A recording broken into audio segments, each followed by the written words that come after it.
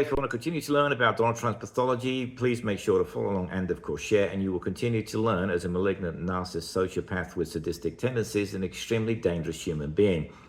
Now, I just did a video, but it's time for another one. I just did a video on how corrupt Donald Trump is. He's a malignant narcissist, which means people and things are his to exploit, and he has no conscience. He's essentially an empty shell masquerading in human form. That's the only way I can describe him. Anyway, an article came out in the New York Times, which follows along from the corruption story I did just the other day.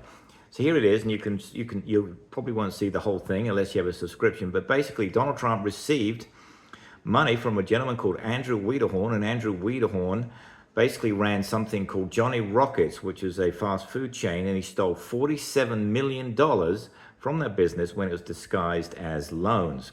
He was never really convicted, so basically in 2024, he donated $100,000 to Donald Trump's second inaugural committee, and guess what?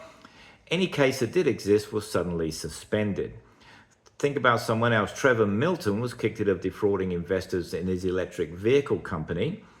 Mr. Milton was sentenced to 4 years in prison, but then he gave $2 million to Donald Trump's political committees, and then the president pardoned him, which meant Mr. Milton would not have to pay back $600 million that prosecutors demanded to be returned to defrauded investors.